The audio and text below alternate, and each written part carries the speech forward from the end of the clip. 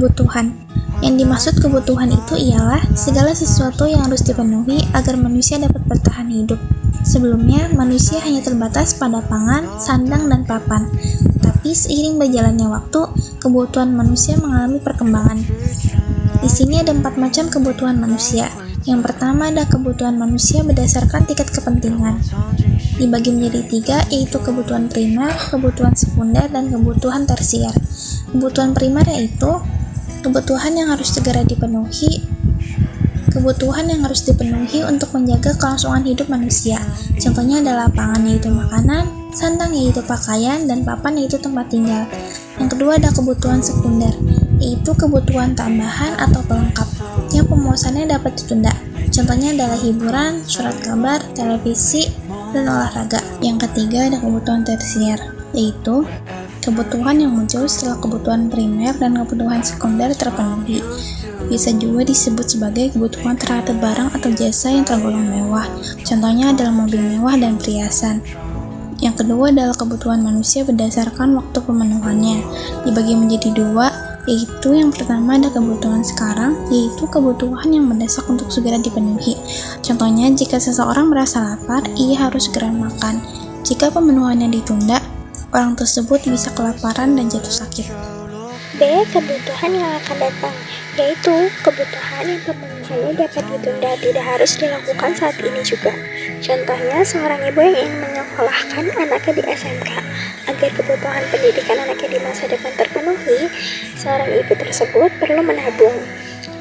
Ketiga, kebutuhan manusia berdasarkan sifatnya. Berdasarkan sifatnya, kebutuhan manusia dapat dibedakan menjadi 2, yaitu A. Kebutuhan jasmani, yaitu kebutuhan yang perlu dipenuhi agar tubuh manusia dapat berfungsi dengan baik.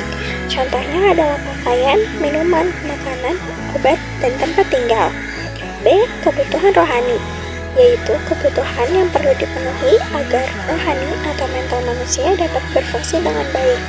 Contohnya adalah beribadah dan rekreasi. 4. Kebutuhan manusia berdasarkan subjeknya. Berdasarkan subjeknya, kebutuhan manusia dapat dibedakan menjadi 2, yaitu A. Kebutuhan individu, yaitu kebutuhan yang harus dipenuhi sesuai dengan selera atau pilihan pribadi. Contohnya, Lani yang membutuhkan sepatu putih, sedangkan Sukma membutuhkan sepatu hitam. B. Kebutuhan kelompok, yaitu kebutuhan yang berkaitan dengan kehidupan bersama, mulai dari keluarga hingga masyarakat.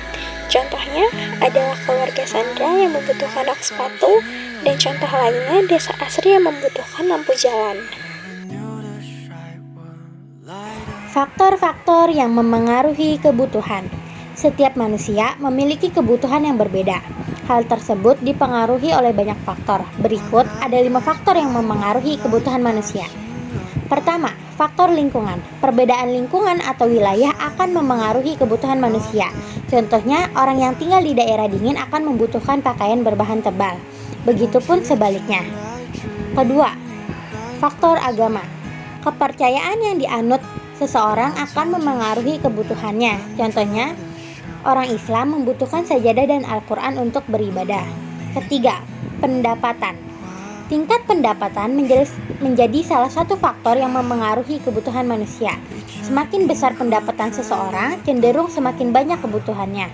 Hal ini karena kebutuhan bergantung pada seberapa banyak uang yang dimiliki seseorang. Keempat, faktor usia. Perbedaan usia juga akan memengaruhi kebutuhan seseorang. Contohnya, kebutuhan bayi berbeda dengan kebutuhan remaja. Kelima, kemajuan peradaban. Kemajuan peradaban tiap wilayah menyebabkan perbedaan kebutuhan. Contohnya, bagi seseorang yang tinggal di negara dengan tingkat kemajuan teknologi tinggi, berbagai perangkat elektronik canggih menjadi kebutuhan primernya. Sebaliknya, bagi seseorang yang tinggal di negara dengan tingkat kemajuan teknologi rendah, perangkat elektronik canggih menjadi kebutuhan sekunder, bahkan bisa menjadi kebutuhan tersier. Alat pemuas yaitu segala sesuatu yang dapat digunakan untuk memenuhi kebutuhan manusia, baik dalam bentuk barang, yaitu kacamata dan buku, maupun jasa, yaitu pelayanan dokter. 1. Berdasarkan hubungan dengan benda lain. A. Benda substitusi dapat menggantikan fungsi benda lainnya. Contoh, singkong dan beras, patung dan jas hujan. B. Benda komplementer, penggunaan benda yang saling melengkapi, contoh teh dan gula, pulpen dan buku tulis. 2. Berdasarkan tujuan penggunaannya. A. Benda produksi menghasilkan benda lain, bahan baku produksi, contoh kayu menghasilkan kertas. B. Benda konsumsi dapat langsung digunakan, contoh tas, gelas, selimut, dan sebagainya. 3. Berdasarkan cara memperolehnya. A. Benda ekonomi membutuhkan pengorbanan untuk memperolehnya, disediakan oleh alam dan diproduksi oleh manusia.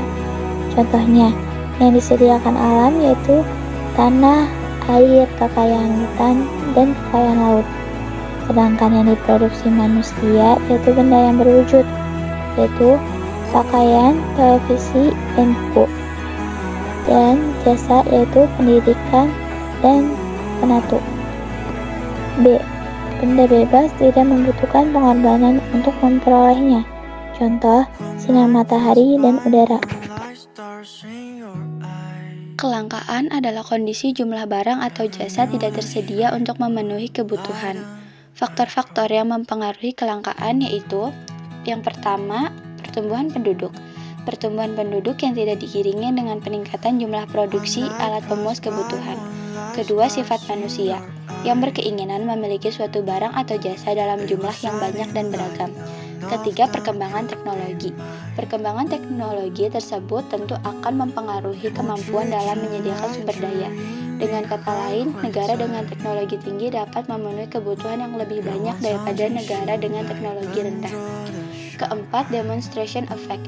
Demonstration effect adalah efek peniruan yang dilakukan oleh seseorang dalam mengonsumsi produk tertentu karena terpengaruh oleh pola konsumsi masyarakat. Kelima, kerusakan sumber daya alam akibat ulah manusia.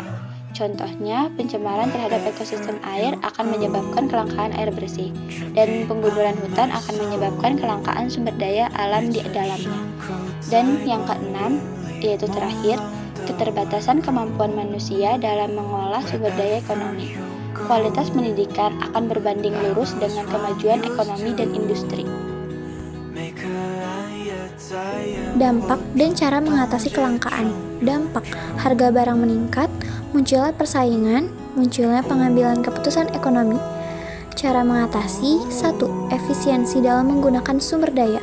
Karena sumber daya bersifat terbatas, maka pengelolaannya harus efisien. Efisien berarti menggunakan sumber daya secara minimal untuk mencapai hasil yang optimal. 2. Menggunakan teknologi untuk proses produksi.